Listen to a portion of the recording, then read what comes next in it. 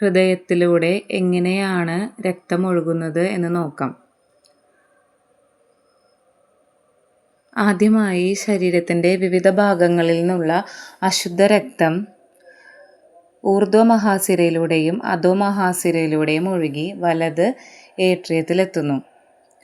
വലത് ഏട്രിയത്തിൽ നിന്ന് ഈ അശുദ്ധമായിട്ടുള്ള രക്തം വലത് വെൻട്രിക്കിളിലേക്ക് ട്രൈക്കസ്പിഡ് വാൽവിലൂടെ ഒഴുകിയെത്തുന്നു.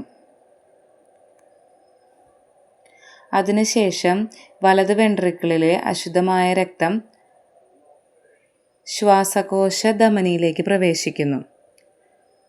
ശ്വാസകോശ ധമനിയിലൂടെ ഈ അശുദ്ധ രക്തം ശ്വാസകോശത്തിലെത്തുകയും അവിടെ വെച്ച് കാർബൺ ഡൈ ഓക്സൈഡ് ശ്വാസകോശത്തിലൂടെ പുറത്തേക്ക് വിടുകയും അവിടെ നിന്നും ഓക്സിജൻ സ്വീകരിച്ച് ശുദ്ധമായ രക്തം ശ്വാസകോശ സിരയിലൂടെ ഇടത് ഏട്രിയത്തിലേക്ക് എത്തുന്നു. അതിനുശേഷം ഇടത് ഏട്രിയത്തിൽ നിന്ന് ബൈക്കസ്പിഡ് വാൽവിലൂടെ ഇടത് വെൻട്രിക്കിളിലേക്ക് ശ്വാസകോശത്തിൽ നിന്ന് വന്ന ശുദ്ധമായ രക്തം എത്തിച്ചേരുന്നു. അതിനുശേഷം മഹാധമനിയിലൂടെ ശരീരത്തിൻ്റെ വിവിധ ഭാഗങ്ങളിലേക്ക് ഇടത് വെൻട്രിക്കിളിൽ നിന്നുള്ള ശുദ്ധമായ രക്തം പമ്പ് ചെയ്യപ്പെടുന്നു. ഇങ്ങനെയാണ് രക്തത്തിൻ്റെ ഒഴുക്ക് ഹൃദയത്തിൽ നടക്കുന്നത്.